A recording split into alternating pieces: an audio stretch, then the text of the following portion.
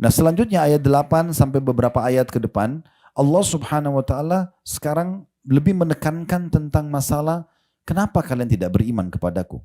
Ini loh bukti-buktinya. Nah kita mulai ayat 8. Bukti tentang keberadaan Allah. Allah mengatakan, awalam yatafakkaru fi anfusihim ma khalaqallahu as-samawati wal arda wa ma bainahuma illa bil haqqi wa ajalin musamma wa inna katsiran minan nasi bi liqa'i rabbihim lakafirun. Mengapa mereka tidak memikirkan tentang kejadian diri mereka? Dari mana kita ini? Maaf, ini orang yang sudah berumah tangga pasti tahu. Udah balik, udah dewasa tahu. Sperma, maaf kalau habis biologis kita nggak membuahi sel telur. Diapakan? Dibuang kan? Iya, maaf kita cebok ya. Dibuang ya. Padahal itu bibit manusia loh itu. Secara medis kalau diambil sperma itu dilihat itu manusia semua itu. Miliaran jumlahnya. Itulah kita dulu tuh.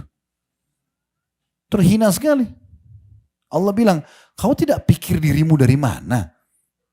Kamu ini dari mana? Terus tiba-tiba sombong, baru sarjana, baru profesor. Mana Tuhan? Enggak ada, ini terjadi begitu saja semua. Ini orang luar biasa. Allah ajak pertama sekali teguran Allah di sini, mengapa mereka tidak pikirkan tentang kejadian diri mereka? Ya. Apalagi kita waktu kecil, kita bisa apa teman-teman? Lahir, mata masih belum bisa melihat, pendengaran belum sempurna. Semua cuma tahu nangis. Bahasanya cuma nangis. Mau lagi lapar, mau jadi ngantuk, mau lagi sakit, sama saja. Lalu Allah buat kasih sayang di hati ibu kita sama ayah kita, lalu ngurus kita. Sampai disekolahkan, dipandu cara pakaian, cara jalan, segala macam. Ini ilmunya semua Allah turunkan, diberikan kepada manusia tersebut. Sayangnya setelah mulai jadi sarjana membangkang. Ada satu orang pernah, pengusaha di Surabaya, selepas tablik akbar, waktu itu beberapa tahun lalu di Masjid Al-Irsyad, datang kepada saya, dia bilang gini, Ustadz, saya sama teman-teman saya, pengusaha-pengusaha ini, lagi masuk ke satu proyek, kemudian teman-teman saya dapat, saya nggak dapat. Mereka dapat, saya nggak dapat. Padahal dari sisi ibadah saya lebih baik dari mereka. Bagaimana menenangkan hati saya? Jawaban saya sederhana. Saya cuma bilang, belum rezeki antum. Kalau belum rezeki antum tidak akan sampai kepada antum. Kalau rezeki antum biar antum duduk di rumah akan sampai. Pernah gak kita duduk di rumah tiba-tiba ada yang kirimin makanan? Gak pernah minta. Pernah masuk restoran ketemu teman terus ditraktir, dibayarin? Dikirimin buah, dikirimin baju, banyak sekali. Kalau sudah rezeki sampai. Sederhana. Orang yang beriman kepada Allah selalu punya jawaban dan selalu tenang. Udah sangka baik kepada Allah, ini belum rezeki saya.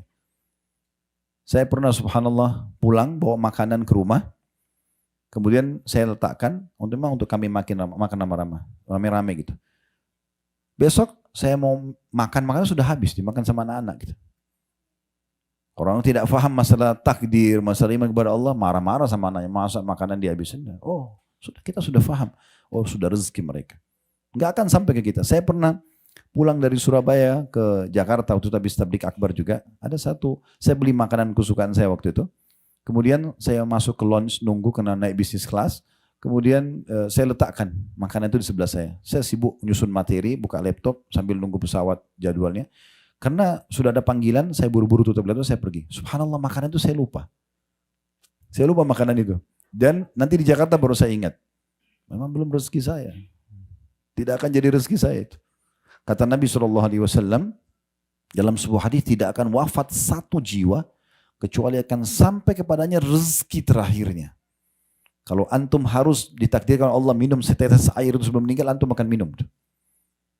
Akan sampai. Makanya Hasan Basri mengatakan rahimahullah tentang masalah kekuatan tauhid dalam masalah ini. Beliau mengatakan bahwasanya aku selalu senang dan tenang karena 3 hal. Yang pertama sekali beliau sebutkan adalah karena rezekiku tidak akan diambil oleh orang lain. Kalau Allah sudah takdirkan akan sampai kepada aku. Jadi tidak ada istilah oh ini orang ambil peluang saya atau apa. Memang dia yang akan dapat, bukan kita. Di saat itu masing-masing sudah punya rezeki.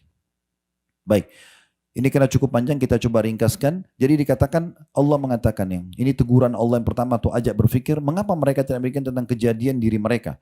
Allah tidak menjadikan langit dan bumi dan apa yang ada di antaranya. Semua langit dan bumi ini yang bisa nampak dengan mata kita ataupun tidak nampak. Misalnya kedalaman lautan kita tidak bisa lihat lagi, atau terlalu jauh di langit sana ada bintang yang tidak bisa kita lihat. Allah mengatakan Allah tidak menjadikan langit dan bumi dan apa yang ada di antara keduanya melainkan dengan tujuan yang benar dan waktu yang sudah ditentukan. Maksudnya untuk mendatangkan keimanan kalian kepada Allah. Siapa yang mengatur semua ini? Dulu di kota Madinah ini subhanallah, mudah-mudahan satu waktu mereka akan buat lagi. Di sisi kanan yang kemarin kita sempat ke kebun yang Abu Bakar dibayat, ya, Thaqifah Bani Sa'ad. Dulu di situ dekatnya ada pameran Al-Quran. Di dalamnya itu ada satu layar besar, kita bisa lihat jadi dipasang kamera, diperlihatkan kalau 10 meter dari Masjid Nabawi ada orang lagi duduk baca Quran. 10 meter itu kelihatannya seperti ini loh manusia itu. Ditarik 50 meter sudah nggak kelihatan dia. Tinggal seperti itu 100 meter, 1 kilometer sampai sekian juta kilometer. Ditarik sekian manusia, bukan cuma manusia, buminya pun sudah nggak kelihatan. Sampai secara ilmu kita pernah belajar semua ilmu pengetahuan alam. Bagaimana bumi ini kalau disatukan dengan bintang-bintang ini seperti pasir semuanya. Karena banyaknya kan. Nah itu secara ilmiah pun terbukti seperti itu. Jadi semua ini Allah ciptakan dengan benar. Harus kita tahu ini ada penciptaan, ada yang mengatur semuanya. Ya. Dan dengan waktu tertentu, maksudnya akan datang nanti hari kiamat, semua ini akan Allah musnahkan, kemudian Allah hidupkan kita di alam akhirat sana. Dan sungguhnya kebanyakan di antara manusia benar-benar ingkar akan pertemuan dengan Tuhannya. Mereka nggak mau yakin akan ada pertemuan dengan Allah nanti, akan ada hisab. Jadi mereka mau melakukan apa saja tanpa ada agama yang mengawasinya. Ayat 9-nya, ini fakta yang kedua yang Allah ajak kita berfikir tentang keberadaannya. Awalam yasiru fil ardi fayanzuru kaifa kana akibatul ladzina min qablihim kanu ashadda minhum quwwatan wa atharul arda wa amaruha aktsara mimma amaruha wa ja'atuhum rusuluhum bil bayyinat fama kana Allahu liyadhlimahum walakin kanu anfusahum yadhlimun. Apakah mereka tidak mengadakan perjalanan di muka bumi dan memperhatikan bagaimana akibat yang diderita oleh orang-orang sebelum mereka? Nah ini contoh, kalau dari sini ada 4 jam dari kota Madinah namanya Madain Saleh. Ya, saya lihat ada beberapa teman-teman kita yang bermain di media di Indonesia, mereka ke sana terus mereka angkat di medsos mereka ya. Dikenal juga dengan Al-Ula, tapi ini wilayah sebenarnya sarannya para ulama untuk tidak datang secara khusus ke sana kecuali kita kebetulan lewat ya. Tempatnya kaum Thamud, kaumnya Nabi Saleh Allah binasakan. Nah itu ada faktanya. Bagaimana di situ ada lokasi yang sangat besar, mereka memahat gunung-gunung dan itu peninggalan rumah-rumah mereka. Yang dulu Nabi Saleh punya unta yang mereka minta dikeluarkan dari gunung batu, ya kemudian mereka bunuh unta itu. Nah ini Allah binasakan mereka. Nah itu ada faktanya. Di Jordania, ya kalau satu waktu insya Allah ke Palestina, biasanya kita melewati Laut Mati. Nah Laut Mati ini itu diyakini oleh para ahli sejarah tempatnya kaum Lut disiksa. Yang mereka lakukan homoseksual, lalu Allah angkat negeri mereka. Ada 10 perkampungan, itu diangkat oleh Allah lalu dibalik. Karena mereka tidak mau mendengar Nabi Lut alaihissalam. Cukup banyak gitu kan. Fakta-fakta berhubungan dengan masalah. Allah suruh melihat.